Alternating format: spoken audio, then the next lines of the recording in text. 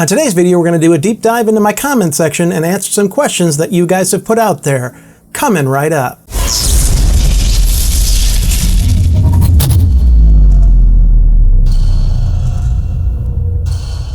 Hey everybody, my name is Perry. I'm a nightlife security professional as well as director of security at a large Phoenix nightclub. Here at Bouncertips, we talk about tips, tricks, and we talk about the tools that we use here in the nightlife security industry. If this is the type of content that you're interested in, please consider hitting that subscribe button. Also make sure you hit that little notification bell so you get updates of future content. On today's video, I want to take a little bit of an opportunity to answer some of the questions that have been in my comment section. But some of these questions that you guys are asking are great, and sometimes they take a little bit more space than in the comment section than I want to type out. They're a little bit more a nuanced answer, and I want to make sure that I give you proper information, put my experience to work, and answer these questions that you guys have to make sure I'm giving you the best information out there. So what I like to do is I'd like to call this segment Q&A Fridays, and we'll try to do this every single week. So in the meantime, if you have any questions that you guys want to ask me and about the industry, about my personal life, anything, what I'd like you to do is in the comment section, just leave a question, and the next time I do a Q&A Friday, we'll go ahead and answer those questions from the previous Q&A, and we'll keep going like that. This is a test for me and a kind of a way for me to get comfortable doing Q&A so I can get a little bit more comfortable and get myself ready to start doing live streaming, which I want to get done here in the next few months. Let's get started. The first question today comes from Chris Atwood, and thanks for your question. First, hi, I'm a bouncer in the UK, and for the last 13 years I've been attending handcuff training courses annually and carry and use handcuffs on my shifts. What is your opinion on door staff using handcuffs?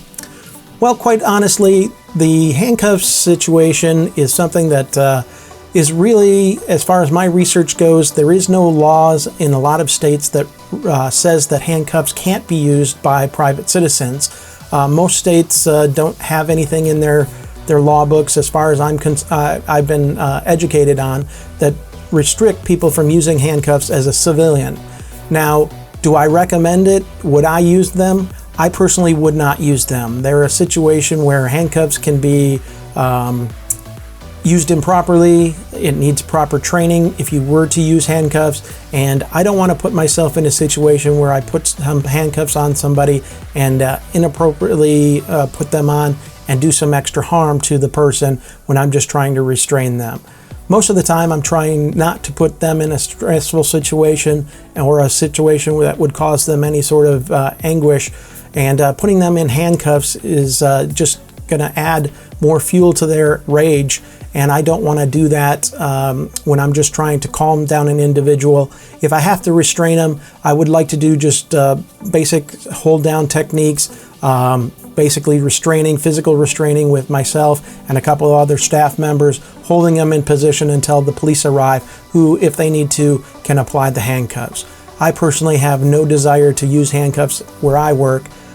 There have been situations where I wish I would have had a set, probably, but for my own use, I probably would avoid it, and it's not something that I want to carry specifically at my club, and I wouldn't recommend anybody in the private world using handcuffs unless you're trained properly to do it. But that's a great question. Thanks, Chris. The second question comes from Matt I, who's a subscriber to my channel.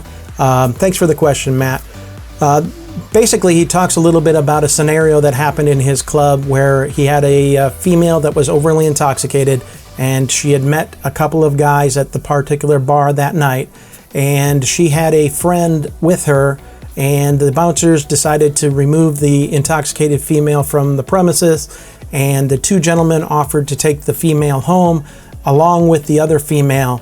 And the bouncers that were working that particular situation, Matt here in this case, had some unsure feelings whether he should allow that to happen and those girls to go home with those gentlemen. Now, there's nothing really that you can do about it. If they choose to go with them, that's their choice. However, there are some things that you can do to protect yourself and the club. You want to make sure that you document information about the details of the night. Maybe ask her for her name, ask the guys' names, get some information from them. You also want to maybe, as they're getting into a vehicle, just snap a picture of their driver's license plate on their car, just to make sure you have some evidence in case anything would go off the rails. But is there anything that you can do if the friend with the person that is drunk is taking them off your property and she's willing to go? There's really not a whole lot that you can do to stop that particular situation. Your job as a bouncer is to get the intoxicated person off of your property. What happens after them is a gray area. Unfortunately, we have some responsibility, and if they were intoxicated at our establishment, we do hold some minor liability to getting them into that situation.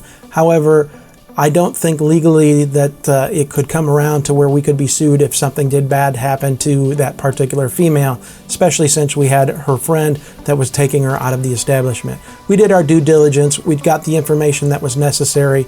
Once we did that, we've probably took ourselves off the liability.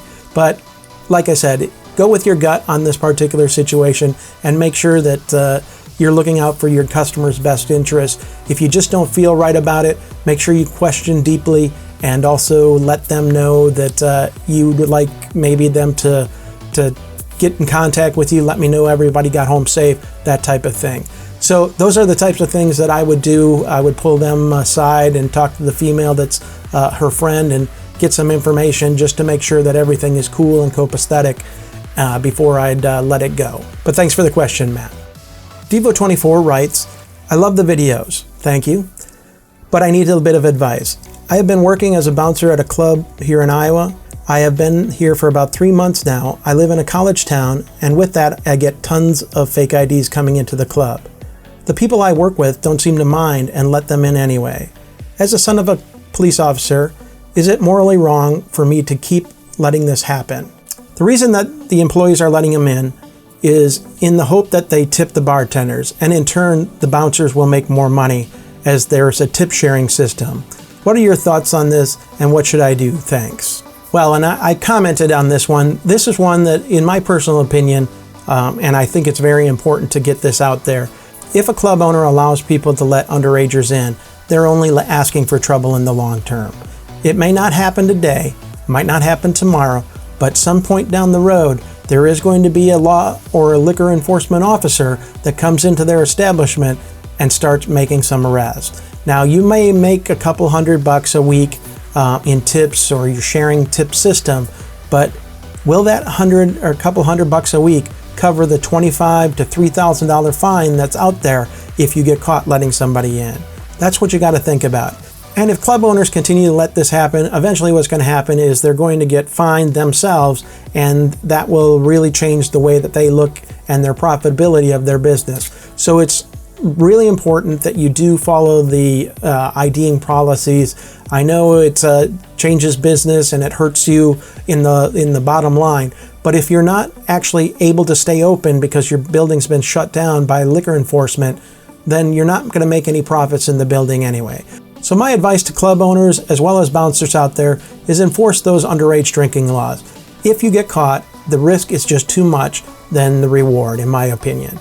It actually can also follow you to other establishments and prevent you from getting jobs anywhere else. So allow yourself to think about the long term instead of the short term as far as getting that cash in your hand. Think about that, the possibility that the people that might be offering you cash might just be a scout from the police department or from your liquor authority, and actually you're going to be fined $25,000 to $3,000. That's what it is here in my area for serving a minor.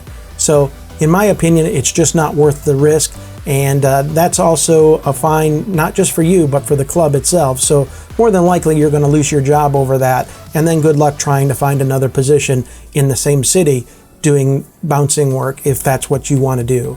So again, stay away from it. Don't let anybody in who's underage. It's just not smart. Not only that, a lot of times minors tend to drink in excess, and that can be a real problem for the bar. It can be a real problem for you guys, and it also can be a problem just in the general world. Here's the situation. If somebody goes into your bar who's a minor, drinks, leaves the bar, goes in a car, goes and kills somebody, now your bar is criminally liable for serving that individual. And that means that if they find out that you are the person that let them in, you could be criminally held liable for allowing that person to drink in the establishment, which killed somebody. Now that opens you up to legal problems, as well as, you might be financially hit by somebody coming after you personally. So, like I said, it's just not a great idea. The laws are there for a reason, and you gotta follow the laws, or it's only gonna hurt you in the long run. Like I said, that quick money is great to have in your pocket. It's like playing Russian roulette. Eventually, you click that enough times, it's gonna hit you. So just make sure you're extremely thorough when you're checking IDs and do your job to make sure that doesn't happen. Unfortunately, other people don't look at it the same way, but those are the type of things that as a bouncer, as a smart bouncer, and somebody that has aspirations of moving up in this business, do not get yourself involved in doing any sort of underage drinking. It really puts a bad stain on your resume as you move forward in this industry. The next question is asked by Brad Sand. He's a younger subscriber. He's only 17 years old, and he asks, how old do you need to be? Well, there is no set limit. It really depends on what your local laws are in your particular area. My area here in Phoenix, the liquor law used to be 19 years old to work in any sort of a bar establishment. Anywhere that serves alcohol, you had to be 19 years old.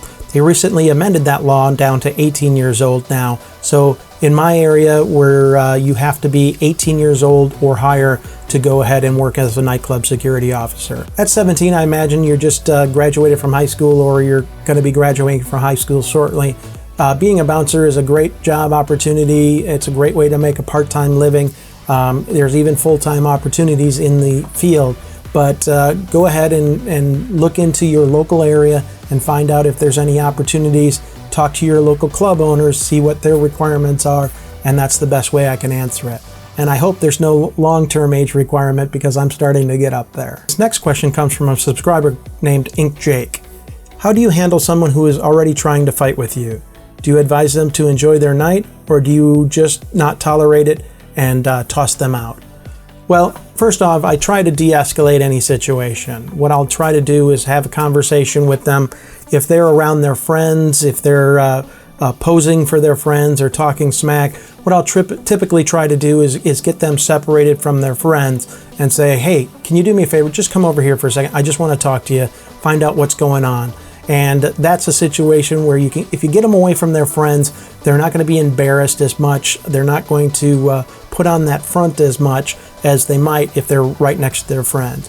Now, if they're really aggressive and they want to fight with me and they're not listening to me, I'll typically ask, is there anything I can do to get you to comply? If they still won't comply with me, then I'll look at some of my other security officers and we'll get in a position to do a escort technique to get them outside the building. What we want to do is we want to make sure that we're as efficient as possible. We don't want it to escalate anymore, so we want to try to talk them down, try to de-escalate the situation as much as possible. Are there people that want to fight me? Absolutely. If I've had guys, go out in the parking lot, take off their shirt and challenge me to come down, I'm not going to come down there. There's no point in it. I'm not going to risk injuring myself or injuring you. I'd rather just avoid the conflict altogether. Now, if you try coming back up and getting towards me, that's a different situation. But if somebody's calling me out to want to fight with me, I'll never take that bait. It's just not worth it. Now, if they won't cooperate inside the club, what we'll do is we'll actually do a two-man technique where we escort the person out, basically doing one on each arm and escorting them out the building. There's some great techniques out there, and we'll get into those some in the future. I'm going to show some videos on how to walk some people out in the very near future. But basically, you just grab them and two people escort them out. Typically, if they want to fight, they're going to have a really difficult time with two people on their arms. But you got to coordinate it, and you got to train with your other staff members to put the training in place to make sure that the escort techniques happen and are efficient. But that's a great question, Ink. Thank you. I hope you guys are getting something out of this. This is something I've wanted to do for a little bit of time now, and these are just my thoughts. Now, people might have varying thoughts. If you have some varying thoughts, put some comments down in the comment section. I'd love to hear what your opinions are on some of these questions. If you want to submit a question for the next time I do Q&A Fridays, make sure you put the comment down in the comment section, or you can go to my website at bouncertipstv.com and leave a little message there, or you can email me at bouncertips@gmail.com, and I'll answer all those questions and put those in a pile so we can go ahead and answer these on these Friday Q&A sessions. So moving on to the next question, this comes from CryptoGee17. Do you work with any female bouncers? And if so, any tips? Well, I have worked with female security officers in the past. At Summerfest every single year when I work at Summerfest, we have female securities that I'm usually partnered up with, and female bouncers do a great job at usually de-escalating situations. I don't care how big, rough, tumble your particular guy that you're dealing with is, if he has talking to a female, typically he tries to respect them a little bit and doesn't say words to them that are disrespectful or anything like that. Now that's not always the case, but they're usually a lot better at de-escalating situations. They can take the masculinity or the alpha male persona and knock it down a little bit to make it where you can communicate with the guy and maybe do a contact and clear method or a good cop, bad cop type of scenario with myself and the female bouncer. There is one thing about females that I will say is that I do myself do a little bit more, I find myself watching out there for the backs a little bit more because tend to be not as strong as males, so they can be overpowered sometimes. So typically what I'll do is I'll just make sure that if there's a situation that is calling for us to go hands-on, I'll make sure that they're prepared and ready, and also I'll make sure that if they're in the process of doing it, I'll check with them to make sure that things are going all right. So I'll basically, if we put a controlled hand lock on somebody, I'll ask, how you doing? And we'll just communicate back and forth, making sure that they're not being overpowered. Because the last thing I want to happen is her hand slips off and next thing I know I'm catching a fist to the face. So it's important that you work together as teams, you watch their backs just like they would watch yours, just like any other brother that you have in this particular industry. So females, absolutely. I would love to have a female at my particular club. I just haven't had any apply. I would love to hire one that is qualified to do the job, because I really think there are some situations, especially in a club like mine where we do have a lot of females, a mixed crowd. I would like to send females into the bathroom rather than having to wait for a server to go in and try to help me out in a situation. Just having a bouncer or a team member of mine being a female would help out greatly. So I have no problems with females, and when I went to San Diego a few months ago, I noticed a lot of the clubs that I went into had female security officers there, which I think is a great idea. I would love to incorporate some at my establishment. Great question. This next question comes from Sicario Brother, who has actually asked me tons of questions. He actually emails me and asks me questions all the time. And basically he wanted to know, do I find that this job ever becomes mentally taxing? To be quite honest, there are a lot of things that are mental about this particular job, and I really do enjoy that. It's the little nuances, watching people, figuring out what their motives are, trying to figure out what their next play is. It's fun and challenging for me, but there are times when it can get really draining and really monotonous. So keeping yourself mentally sharp is difficult. One thing that I do, like I said, I try to play role-playing games and figure out what the dynamics are of a particular group. Keep myself focused and in a mindset to do my job properly and not daydream or lose my thoughts. One of the most mentally taxing things for myself as a director of security, and sorry I just hit the mic there, the biggest thing that I see is, or the thing that's most mentally draining for me is quite honestly dealing with the employees. The employees are the most difficult part of my job. Managing their schedules, managing their issues with their day jobs, having scheduling problems, also just, showing up on time, all that kind of stuff. That's the stuff that mentally gets me stressed out, is following through and trying to get them all on board and being there at the times I need them. I'll have the schedule out, and then 2 days later after the schedule's out, guys will tell me, oh, I can't work that night, or I got something going on. And if all they had to do is just tell me in advance that they needed the night off, and it'd be no problem. But now I got to scramble to try to fill holes on certain spots, And you know, a lot of times the most important or the most difficult part of the job is really dealing with the issues of the employees. This question comes from Anselmo Magnana. I hope that's how it's pronounced. I'm sorry if I've messed that up. The question is I've been bouncing at a gentleman's club from 6 p.m. to 6 a.m. I'm not licensed as a security guard, just basic bouncer. My question is, am I allowed to use any other thing for protection besides a taser and a body vest?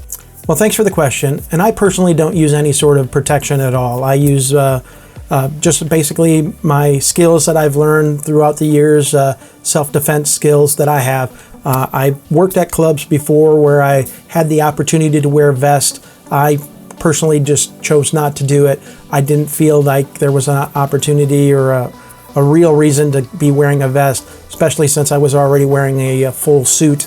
I didn't want to wear a vest underneath that particular suit just for my own personal comfort. You know, there was never any situation where there were stabbings or anything like that. I can see wearing a vest if you're working in an area that is a little bit rougher side of town, putting on a vest for stab proof. Very rarely would I wear anything bulletproof. That's just not something I would do on a front door. Typically, I might do that at when I'm working private security, might wear a vest in that particular situation, but to work in the front door, I don't wear a vest. Basically, the only thing I use is my grappling skills, also my self-defense training that I've had throughout the year, and also I have the flashlight that I use as a weapon.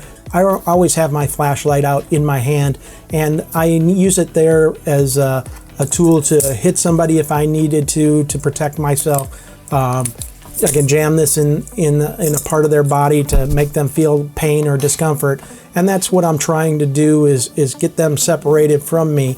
I'm not trying to beat them with it. So that's the only weapon I use technically is a flashlight. Tasers, I've actually had some of my employees try to bring tasers in. I really frown upon that because there's all kinds of liability that could open yourself up to when using a taser, especially if you haven't been trained. I know they sell a lot of these in gun shops, and I know they sell a lot of these taser type things or pepper sprays and things like that. If you're not trained to use them, I recommend don't using them because you can only put yourself in a high liability problem. So try to avoid those at all costs. Now, if you're an armed guard, that's a different situation. But for a nightclub bouncer, in my experience, there's really no reason to carry any sort of weapon on you other than your flashlight and your gifts that your God gave you is the only other things that I carry. Now, I do know that a lot of people like to carry knives in their pocket. I personally try to tell my guys not to do that because all you're doing when you have a fight situation and you have a knife in your pocket is you're introducing a potential weapon into the mix, and it actually could fall into the wrong hands. And now you're dealing with a knife situation and it's your own knife, and I'd rather not deal with that situation. So even when my guys are working, I ask that they not carry any sort of knife with them, or the only thing that they use is a flashlight. And if they want to, they're more than welcome to wear a vest. I don't have any problems with that. But to answer that question, I hope that helps you out. Like I said, any other protection out there, pepper sprays, all that kind of stuff, just opens you up to liability. And as a bouncer, you are still just a civilian. And when you're just a civilian, and now there's exceptions, like in the UK, they're licensed and stuff like that. But throughout most of the United States, you're just a civilian working a particular job. And using any sort of a weapon, you have to be able to justify the force that you're using on that particular situation. If you can't justify it, then you can be held criminally or legally or liability-wise obligated to take care of that particular person. So, like I said, I avoid carrying any sort of weapons with me at all. If I need to defend myself, I'm just going to use the skills that I was given and I've learned over the years, and that's pretty much it. Hope that answers that question. Thanks for asking. This next question comes from subscriber Thicker Quotient, and he writes, I use the UV Streamlight stylus, but I need to buy in bulk. Do you have any other lights that you would recommend for a large crew on a tight budget? Well, as far as flashlights or UV flashlights go, there are a lot of different ones out there you can find on Amazon. I did a video a while back on the ultralight zoom, which you can click this link right here. Unfortunately, they discontinued that particular light shortly after I did the video on it. What are you going to do? So I've done a little bit of research on this, and I'm actually in the process of doing a video that compares a really cheap, inexpensive flashlight all the way up to the highest end flashlights and some of the differences and features that are going to be on those flashlights. So that video is going to be coming out very soon. But what I would recommend for a group that is on a tight budget, these flashlights are anywhere between $9.99 and $12.99. There's a UV flashlight from Pilot, and I'll just hold. It's a flashlight that I got on Amazon. It's like $9. If you're interested in purchasing it, I'll put a link down in the bottom. Now that's an affiliate link, so if you do buy it, I'll get a little commission. It won't cost you anything extra. But this flashlight is what I've been carrying as my daily driver for almost, I don't know, probably about 4 or 5 months now. I picked it up shortly after one of my other guys stole my ultralight zoom, and he left. But I picked this guy up. It's really cheap, inexpensive, good quality light. It works well. The only thing I don't like about it is switching through on this particular one versus the ultralight zoom is this one actually has 3 modes. So it goes full on bright white light, then it goes to your UV, and then it goes to a strobe effect, which unfortunately slows down the process as you're checking IDs at the front door, having to switch between your white light and your UV light. But it's just a few seconds. It's a good quality flashlight. It's durable. It's metal construction. If you need to use it as a weapon, again, you have that ability to do that. It's strong enough to hold up in that type of situation. The one thing I will caution you about is after 4 or 5 months of this, I have actually been noticing some switch issues because I use it so often, but pretty much if I make sure I push it down as far as possible, it clicks over without any problems. I was getting some misclicks, I guess, is what issues I was running into, but if I push down on it, no problems at all. So this is a flashlight I do recommend for somebody that's getting into the business or goes through a lot of flashlight, or if you're trying to outfit a complete group. And again, I'll put that link down in the description. So that was my question and answer session for this week. If you want to add more questions for next time, make sure you put that down in the comment section. In the meantime, make sure you hit that subscribe button. Follow me on Twitter and Instagram. If you want to learn more about the nightlife security industry, click this link right here. And you've just been taken beyond the ropes. Have a great day, everybody.